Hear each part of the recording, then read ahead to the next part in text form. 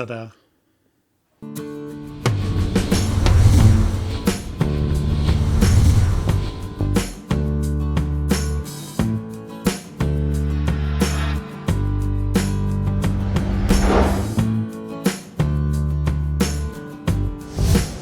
Okay, so what I'm going to do now is I have my side pieces already cut. I think I mentioned that last time in the last video. So my side pieces are all cut and ready to go. And all I'm going to do with these pieces here is cut my rails that go across the inside of the cabinet. So my side pieces will go here, my rails are going to go there. So what I need is I need a bottom piece. I need a piece that's going to go in between these drawers, going across there, and that's going to be a webbing. That's going to be an open webbing so I can get to both drawers if I just pull out one or the other. Then this top piece is going to be a solid piece here because above this is going to sit a microwave. And so then with the microwave here, the top piece here is going to have to be a solid piece also. Now, I'm going to have a back here. It's going to be a maple back on the cabinet behind everything. And so that means that the base piece is going to be the same depth as these, as the side pieces. But then this piece and the piece above and the top piece are all going to be 1 inch shorter. They're not going to be quite as wide. So after I get these cut, I'll take them over the table saw and cut 1 inch off of all of them. Because on the back, I'm going to have the 1/4 inch piece of plywood, and then I'm going to have a 1/4 inch piece of maple plywood for the back, and I'm going to have a 3/4 inch piece that's going to be my nailer. That's going to go across the top and the bottom here so that I could screw the cabinet into the wall and lock it into there. So right now, to get this measurement, what I'm going to do is I'm going to measure the width of these drawers here. My drawer rails are a 1/2 inch on each side, so that's 1 inch. I'm going to add a 1/16 of an inch to that. That's going to give me a 30-second play on each side so that I have a little bit of play when I put these drawers in, so they're not quite, not solid up against each other. And that's pretty much it. So right now I'm going to make all those cuts and get those side pieces ready to go so I can start assembling the cabinet.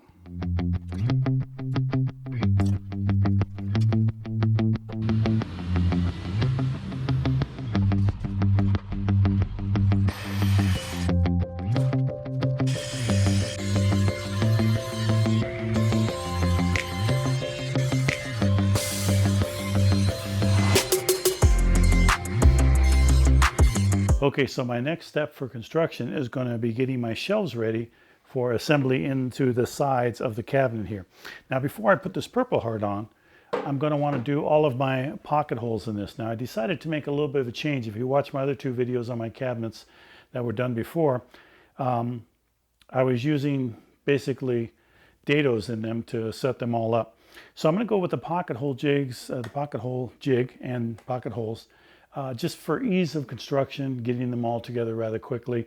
It's a nice solid joint. It'll last forever, so I'm just going to go ahead and go that route just to get stuff going a little bit quicker, seeing as how it's only me building the cabinets here for the house. Now, real simple jig to use, so I'm going to get at it and start making all the holes that I need to make, and then I'm going to assemble my little spreader that goes in between the drawers. And then I'm going to go ahead and start adding my pieces of Purple Heart onto the front caps of all these plywoods.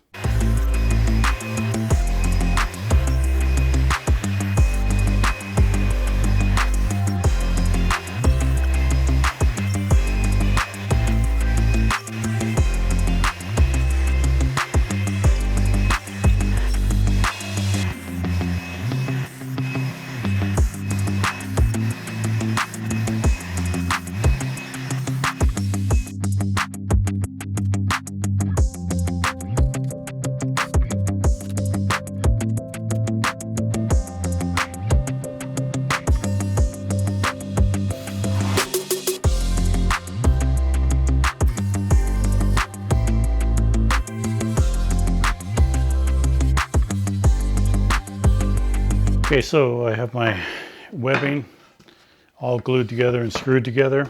I have all of my pocket holes cut out, or drilled out, I should say, and all of the shelves. I have some 2" by 22" pieces that are going to fit on the front here of my Purple Heart. So now I'm going to head on over to the router table and to go ahead and do my tongue and groove on everything and get them ready to glue up together.